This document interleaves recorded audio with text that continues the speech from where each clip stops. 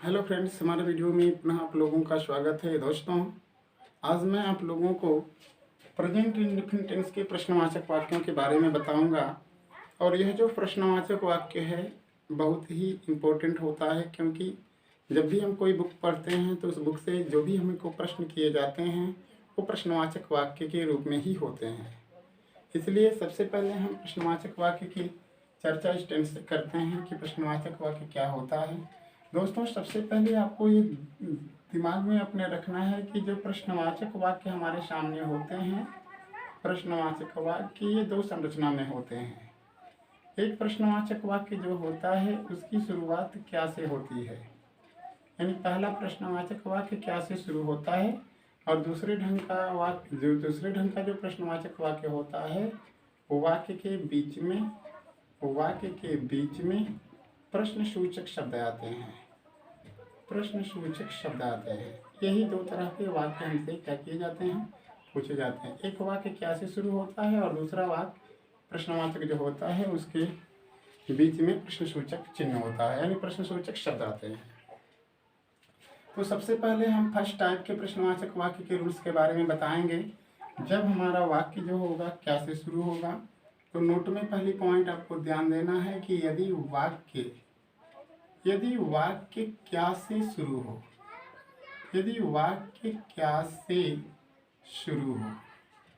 यानी जो प्रश्नवाचक वाक्य हमारा होगा, अगर उस प्रश्नवाचक की शुरुआत जो है क्या शब्द से अगर होगी, तो इसका रूल्स होता है कि सबसे पहले हमें सहायक क्रिया डू या डज में से कोई एक लगाना है। उसके बाद हमें सब्जेक्ट लिखना है, वर्ब का फर्स्ट फॉर्म लिखना है, ऑब्जेक्ट लिखना है। लेकिन दोस्तों, इस चिन्ह को लगाना हमें नहीं भूलना है, क्योंकि प्रश्नवाचक वाक्य की सबसे मुख्य जो चीज होती है चिन्ह का लगा होना।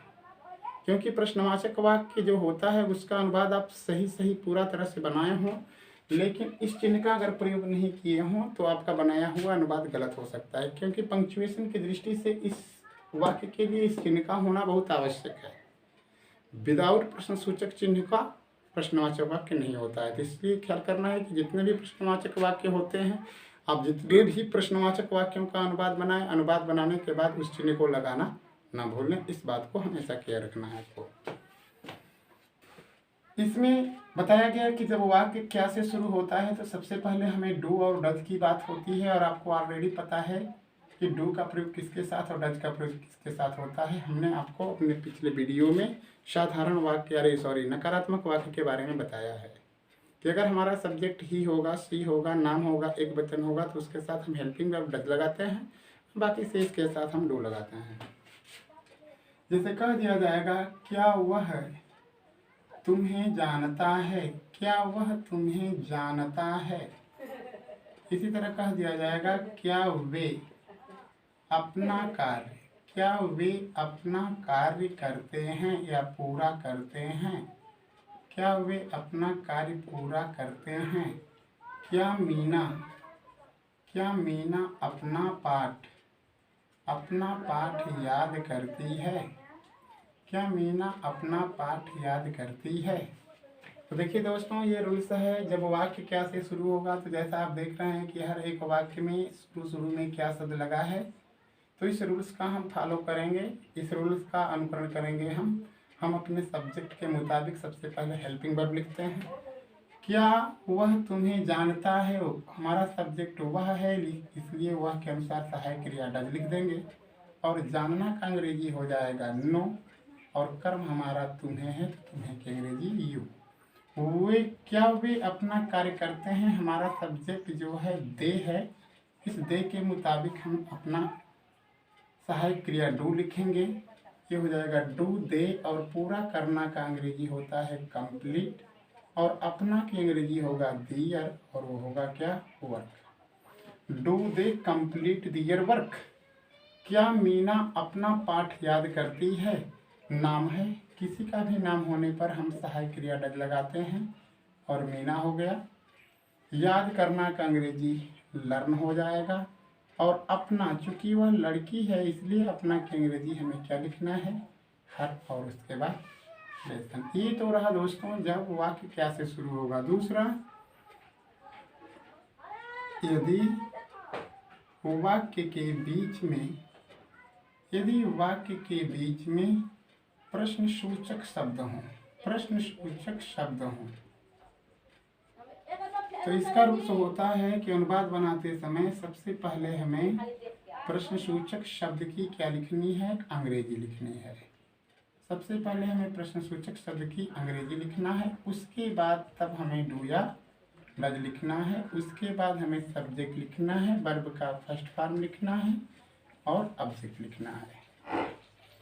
तो इस कंडीशन में अगर हम अनुवाद बनाएं, जैसे कह दिया जाएगा कि तुम क्या खाते हो, तुम क्या खाते हो, या कह दिया जाएगा वह कहाँ रहती है, वह कहाँ रहती है, वे कब आते हैं, वे कब आते हैं, तुम कैसे जाते हो, तुम कैसे जाते हो।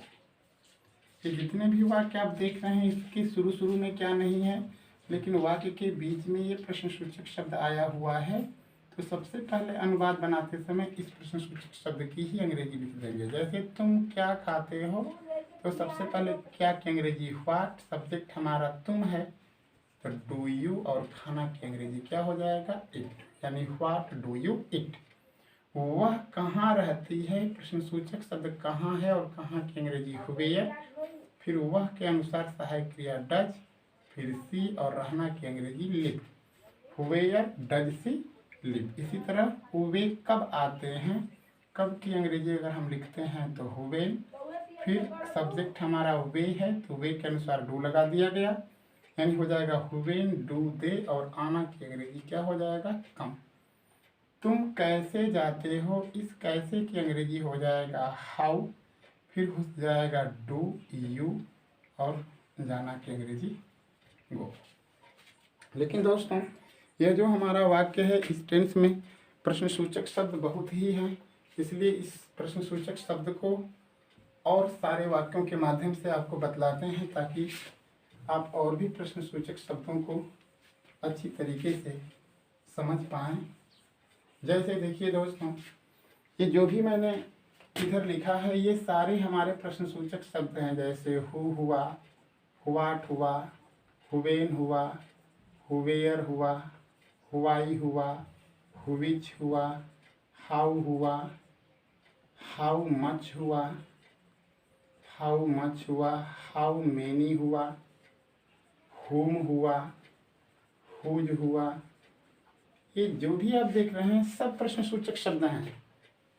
तो इसमें से कोई भी वो आपके वाक्य में आ सकता है, इसलिए हमें बाखूबी इन शब्दों के बारे में जानकारी होनी चाहिए। जैसे अगर हम कह देंगे कि वह कितनी कलमें, वह कितनी कलमें खरीदता है, वह कितनी कलमें खरीदता है, ये वाक्य प्रश्नवाचक है। अगर यही वाक्य कह दिया जाएगा कि तुम कितना दूध पीते हो, तुम कितना दूध पीते हो, इन दोनों वाक्यों में कितना और कितनी शब्द आया दोस्तों। यहाँ पे दो चीज़ लिखा गया है, एक चीज़ लिखा गया है हाउ मच और एक चीज़ लिखा गया है हाउ मेनी। हाउ मच और हाउ मेनी, इन दोनों में से किसी को हम नहीं लिख पाएंगे। इसका मतलब ये हुआ कि इनमें से कौन लिखाएगा ये हमारे वाक्य पर डिपेंड करता है कि हम कितना और कितनी की अंग्रेजी क्या लिखें। तो दोस्तों आपको ये ध्यान देना है कि अगर वाक्य में अगर कितना कितनी शब्द आया है तो हमारा ध्यान इस कितना कितनी के बाद आने वाले शब्द नाउन पे जानी चाहिए। अगर कितना कितनी के बाद आने वाला जो नाउन होगा, अगर उस नाउन को अगर आप गिन सकते हैं, जैसे इस कितनी कलमें हैं तो कलमों को गिना जा सकता है, लेकिन इस कितना के बाद आने वाला शब्द हमारा जो है वह दूध है, तो हम दूध को गिन नहीं सकते हैं, वो अनकाउंटेबल है। इसलिए इस चीज़ को आपको ध्यान देना है कि जिस नाउन को अगर आप गिन सकते हैं उसके साथ आपको हाउ मच यूज करना है, जिसको गिन सकते हैं उसको हाउ मेनी लिखेंगे, जिसको नहीं गिन सकते हैं उसके साथ आपको हाउ मच का प्रयोग करना है। यानी जब हम इसका अनुवाद बनाएंगे कि वह कितनी कलमें खरीदता है, तो इसका अनुवाद होगा हाउ मेनी, हाउ मेनी। और उसके बाद तुरंत उस नाउन को लिखें जिस नाउन के लिए वो लगाया गया है। तो कितनी कलमें यानी हाउ मेनी पेन्स, सब्जेक्ट हमारा वह है, वह के मुताबिक डस ही, और उसके बाद क्या हो जाएगा बाई। तुम कितना दूध पीते हो, कितना दूध, इस दूध को गिना नहीं जा सकता है। इस कंडीशन में इसका अनुवाद बनाते समय आपको हाउ मच लिखना है।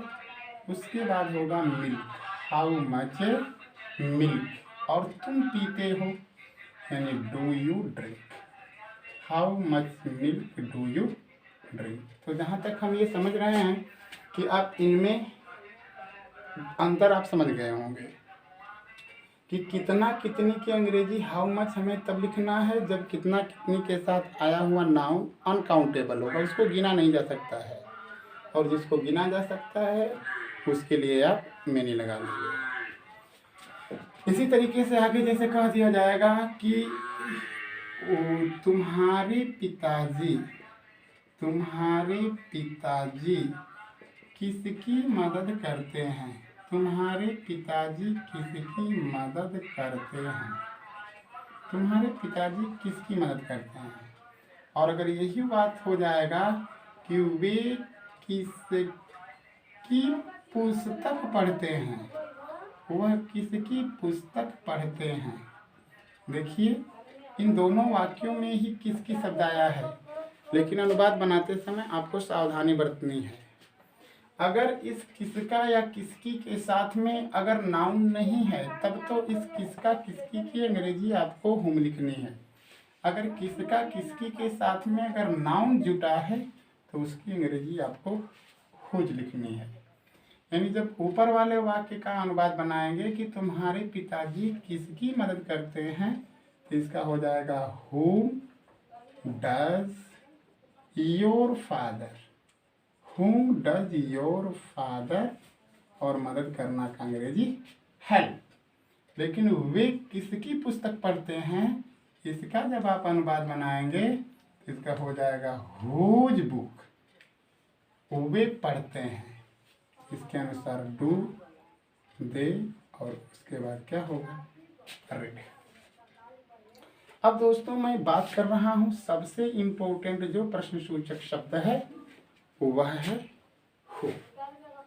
जैसा कि दोस्तों आप सभी लोग जानते हैं कि जिस वाक्य में अगर प्रश्नसूचक शब्द हु आ जाएगा यानी कौन आ जाएगा, कन्फर्म है कि उस वाक्य में सब्जेक्ट नहीं होगा, क्योंकि किसी वाक्य में हम कौन लगाकर प्रश्न करते हैं तभी हमें उस वाक्य का सब्जेक्ट मिलता है।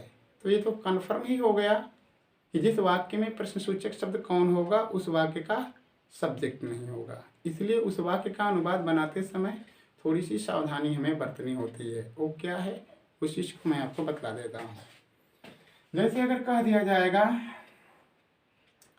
कि उसकी मदद, उसकी मदद कौन करता है, उसकी मदद कौन करता है।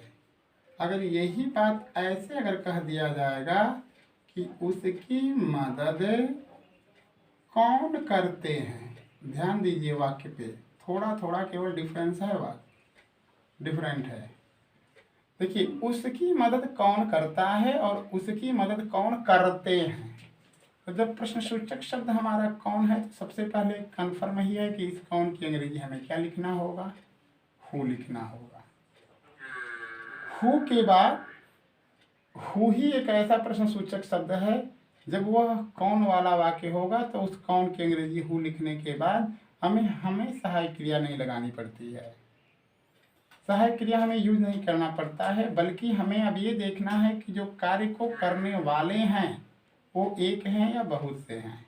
तो उसकी मदद कौन करता है, इसमें मदद करने वाला एक वचन का दिखाई दे रहा है, इसलिए इसमें हम लिख देंगे हेल्प, यानी हु हेल्प। उसकी की अंग्रेजी आप हिम भी लिख सकते हैं और हर भी लिख सकते हैं, लेकिन यहाँ पर उसकी मदद कौन करते हैं, करने वालों की संख्या बहुत सी नज़र आ रही है, इसलिए हु हेल्प और उसकी की अंग्रेजी हिम या हर में से कोई भी आप लिख लेंगे। तो यहाँ पे अंतर क्या है उसको देखना है। कब हु के साथ में आपको ये कंफर्म होना है कि डू या डज नहीं लगाना है, लेकिन इसके साथ वर्ब की फर्स्ट फॉर्म या फर्स्ट फॉर्म में यस या यस जोड़कर यूज करना होता है। कब हम जोड़कर लिखते हैं, कब नहीं जोड़ते हैं। तो अगर कार्य को करने वाला अगर सिंगुलर नंबर का प्रतीत होता है तब तो हमें एक वचन की क्रिया लिखनी होती है, यानी यस या यस जोड़कर हमें लिखना है। अगर करने वाला कार्य अगर बहुत से दिखाई देते हैं, बहुत से प्रतीत होते हैं, तो इस कंडीशन में हमें वर्ब का बहुवचन रूप लिखना है, यानी फर्स्ट फॉर्म लिखना है। इस वाले वाक्य में कभी कौन के साथ नकारात्मक भी वाक्य आ जा सकता है दोस्तों। इसमें भी नकारात्मक वाक्य आ जा सकता है। जैसे कह दिया जाएगा कि तुम उसकी मदद क्यों नहीं करते हो, क्यों नहीं करते हो, तुम उसकी मदद क्यों नहीं करते हो। तो ये प्रश्नवाचक वाक्य के साथ साथ नकारात्मक है। तो इस कंडीशन में आपको कुछ करना नहीं है, इस नॉट का प्रयोग सब्जेक्ट के बाद कर लेंगे। क्यों नहीं, क्यों का मतलब हो गया तुम उसकी मदद क्यों नहीं करते हो। तो व्हाई डू यू नॉट, मदद करना का अंग्रेजी help. Why do you not help, और उसकी की अंग्रेजी क्या हो जाएगा, हिम। लेकिन कौन वाला वाक्य होगा, जैसे कह दिया जाएगा कि उन्हें कौन नहीं जानता है। अगर यही वाक्य हो जाएगा कि उसे कौन नहीं जानते हैं। देखिए दोस्तों वाक्य को देखें, वाक्य में कौन शब्द है, लेकिन अंतर क्या है, इसमें नहीं शब्द भी आया है। तो कन्फर्म है कि कौन की अंग्रेजी तो हमें हु लिखना ही है। और फिर वही बात लागू होती है, करने वाला अगर एक नज़र आएगा तो हमें डज नॉट, और नहीं करने वाले अगर बहुवचन में आएंगे तो डू नॉट। जैसे उन्हें कौन नहीं जानता है, यानी हु डज नॉट नो, और उन्हें की अंग्रेजी हमको क्या लिख देना होगा, them. Who does not know them, और उसे कौन नहीं जानते हैं, इसका मतलब जानते हैं, यानी हु डू नॉट नो, और उसे की अंग्रेजी हमें क्या लिखना है, हिम लिखना है। इस तरीके से हमने आपको हर एक प्रश्नवाचक वाक्य के बारे में आपको बताया कि किस तरह का वाक्य होगा, तो उसका ट्रांसलेट हम किस तरीके से करते हैं। दोस्तों उम्मीद करते हैं कि यह टेंस आपको भली भांति समझ में आ गया होगा। दोस्तों मैं अगले वीडियो में आपको अगले टेंस यानी पास्ट इंडेफिनिट टेंस के बारे में अवश्य बताऊंगा। धन्यवाद।